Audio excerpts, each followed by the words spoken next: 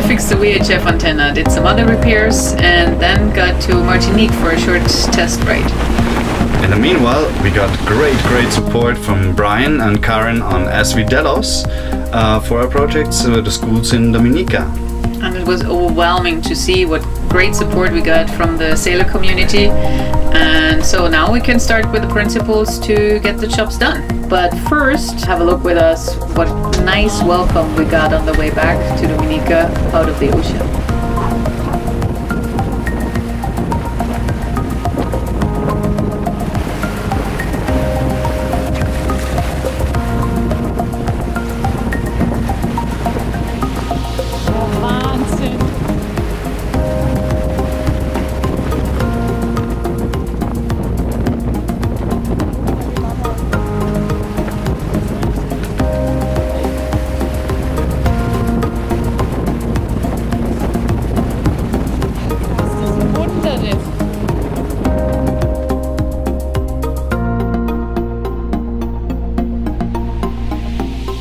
So today is the day.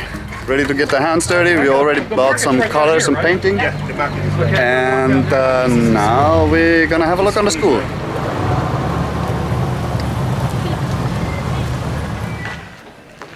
Asian safety standards. Like a monkey.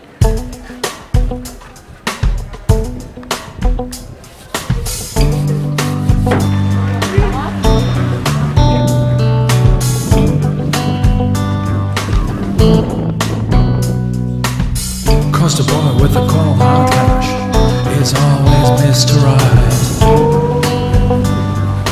Mr. Right.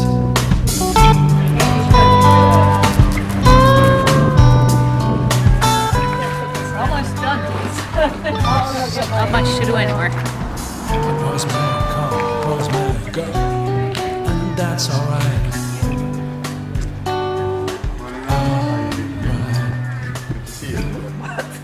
It's really good. Really good. Here with the windows, of course, we cannot replace everything, but at least repair the missing parts. Yes. So the window flew out. Through the hurricane? Yes, Maria.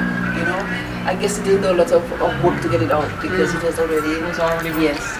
But this posed a security problem for us. Yeah. Because people come into the classrooms, they go through the desk, they mess up the students' books and the teachers' book, you know, and they actually make mess in the classroom.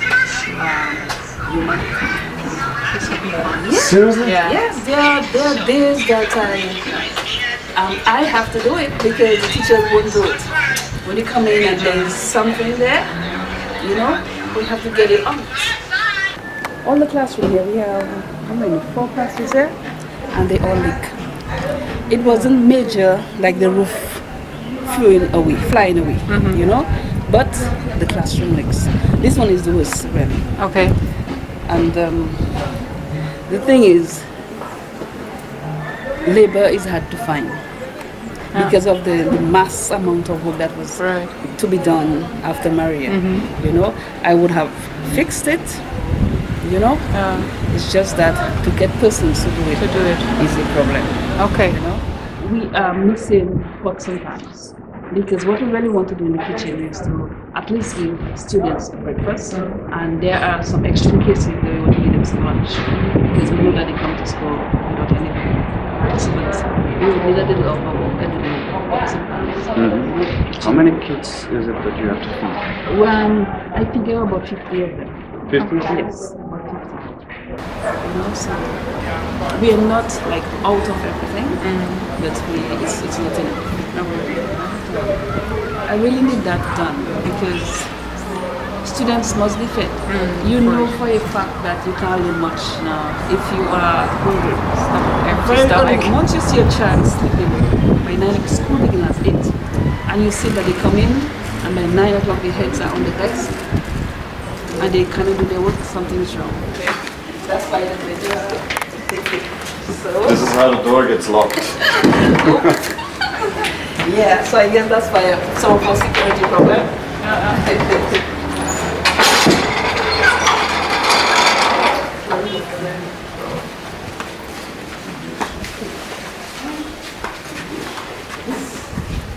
screen. The screen separates the two classrooms. Yeah. But the screen is falling apart. And I'm very focused on the student. That's not real. So I really would like to do the screen. And make it more movable. And sit for the students. And I think I would hate to know that they are sitting there and then it falls. No.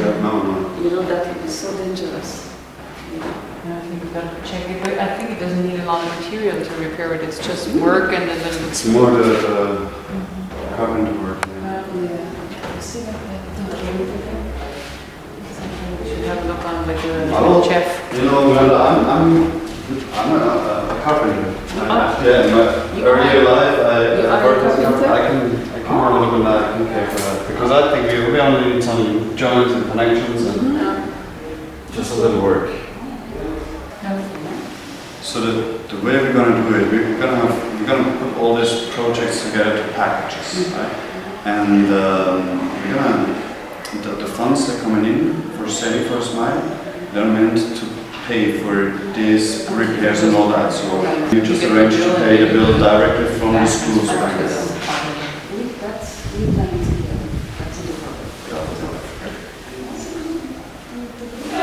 That's exactly the thing. There is no group. There is no group. There is no organization. We call the idea Saving for a Smile, but we're not an organization. It's not a group. We are all. We're savers. Just savers. Organizing that there's money to come into your house. The Calls is a school, a center for learning for adolescents. We have to be 17 years old to be part of that. Perhaps you are not academically inclined to go to the high school, so you go to that center where they do basic survival skills for literacy, and then you are taught a skill. Sometimes the students are placed on attachments, job attachments, based on the skill that they are doing, and hopefully that they'll be able to just go into society, get a job, and those kind of things. It's a really good plan. It's a good idea, you know, especially children who are not academically inclined tend to fall into drugs and crimes and those kind of things. You know, because our education system in Dominica doesn't really cater for students who have learning difficulties. It's a problem, you know. So this center there, I think it's really keeping them away from that life too early on, you know. And there are persons who actually leave that organization and are successful. You know, they have their skills, they do plumbing, you know, and they have their job, they have, so I think it's really good. So this is the call center Glenda was talking about, and it really looks like they need some help.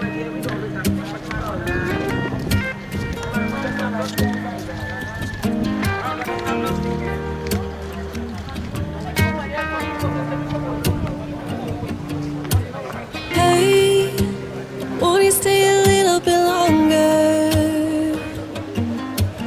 I'm sorry, didn't mean to, but I heard you cannot undo it. So please stay. I know that we've been fighting. Can we just hold up, maybe stay? As I said, the program we started 25 years ago, and we deal with young people, dropouts, disadvantaged at every level that you can think of. So we take in teenage mothers and girls who, while they're here too, sometimes they become pregnant. We don't send them away. We have to provide for them. And all of that is on the onus of calls. We lost everything. Not everything. We still have ourselves there. Well, the skills that we teach, agriculture, motor mechanics, information technology, craft, just to name a few, but those are our main ones.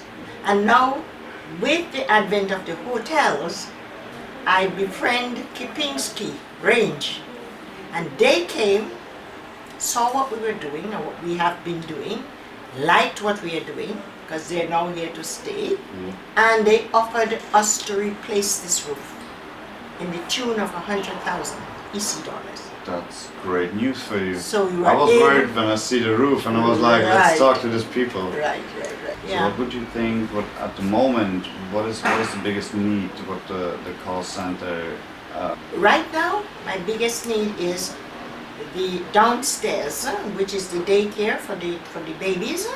That has to be completely remodeled.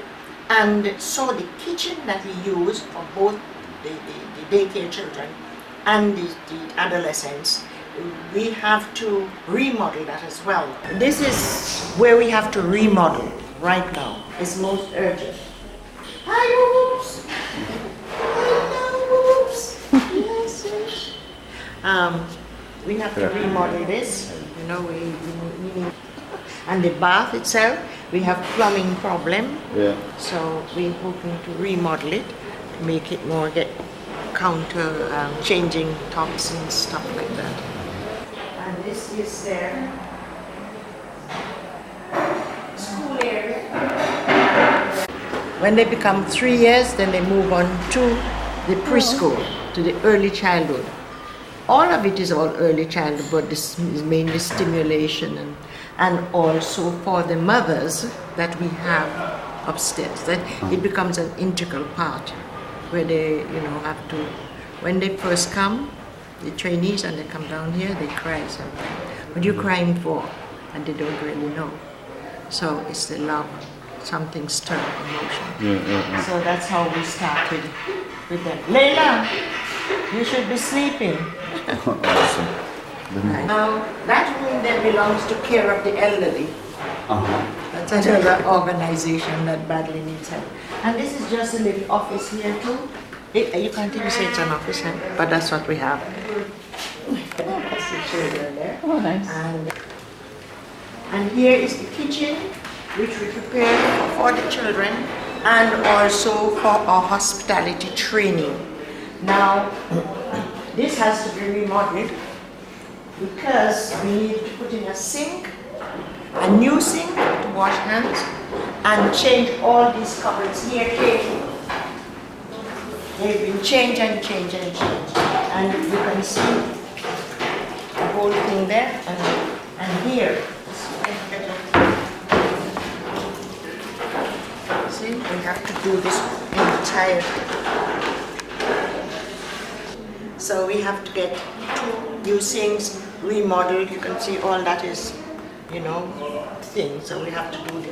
And that is a matter of urgency for us. The environmental people has given us 6 months to have it going. And we trust that God is going to work in our favor. How much would you need to get a new... To do the sink? Yeah. The sink and The sink everything is is a part of the whole renovation. Yeah. But the sink should be about $500. Easy? Easy. Okay. I think. And that's the thing what has to be done within 6 months? Well, the whole kitchen. The whole kitchen? Yes, we have to have the 2 sinks in. Okay. Because if they come back, that must be done, things to wash. Because all of the workers here have to have what you call food handlers. They're tested every year by the health department. So they don't want to come back and find that we don't have the sink to wash hands and replace that sink. You can see some of the structural damage there. But there was a big slab of concrete right here. Oh, yeah. And it prevents the water from going in. Yeah. Now Maria broke it down. Okay. And so we have a big problem now when it rains. It's all go.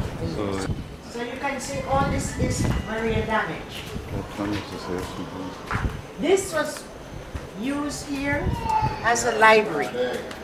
Hands Across the Sea. That was the library? Yes, they came in with students from Ross. Yeah. And they put up, you can see the shelves, so there you can see some of the painting done by the Ross students and our students. But so not much left of the library. Nothing. Even the roof.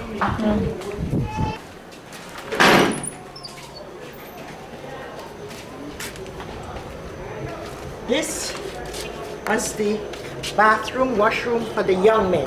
The girls are on the other side. And it was donated by the Japanese. It's still usable. And when they're inside there, those 2 doors are taken off by Maria. but this one can still be closed, so they have some kind of privacy. But there would be some new doors in the roof. Well, Very helpful. they don't get wet because that portion is still there. This bit of the building here was sponsored by Ekman. Okay. Because we saw the need for repairing boat engines. Yeah. And it's gotten so big now, we are so small. So he can tell you what we are doing.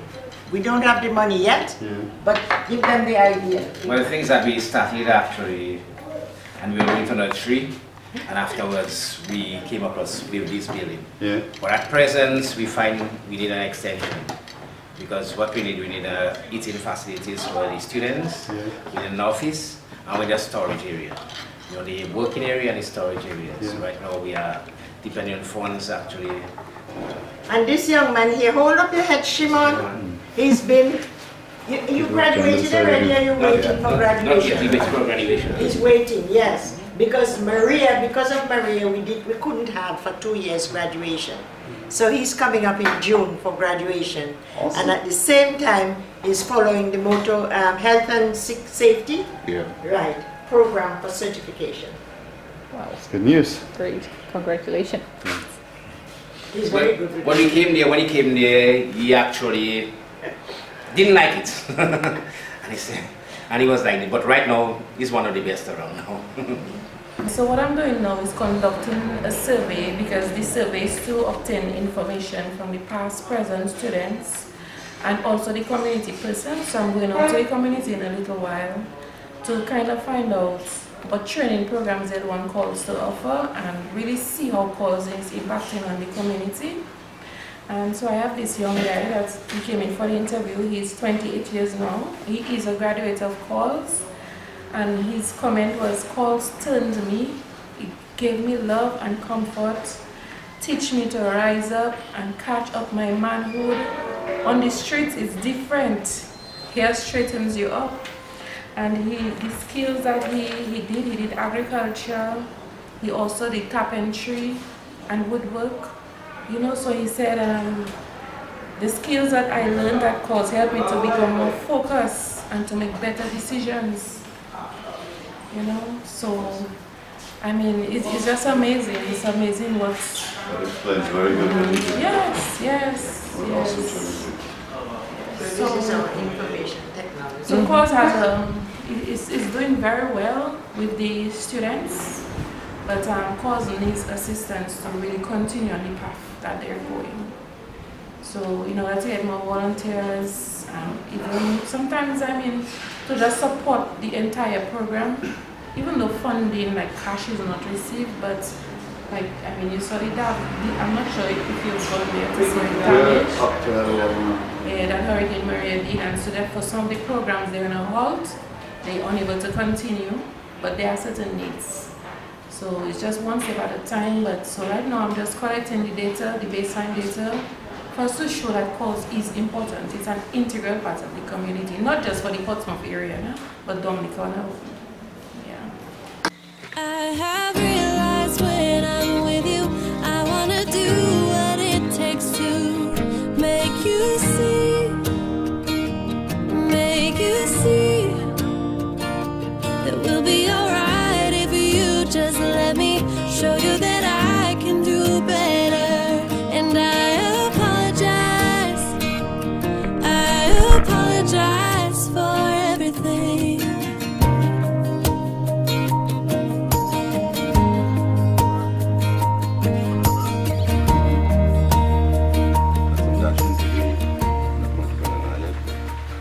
Oh, look, it's just rain. Yeah. Thank you for the rain. I don't have to run water. Don't need to water. Yeah.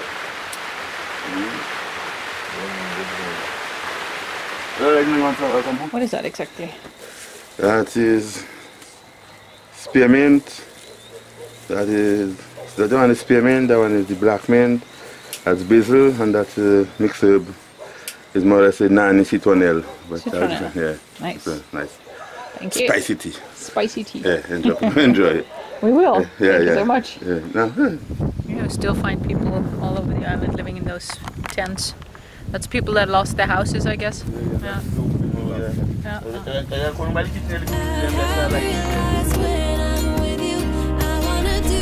When I think about all that and look at the people we met, all the nice places we visited and the nice experiences we had, I found Dominica a very beautiful country with powerful and strong people on it, trying to get back on their feet with what is available, which is usually not a lot.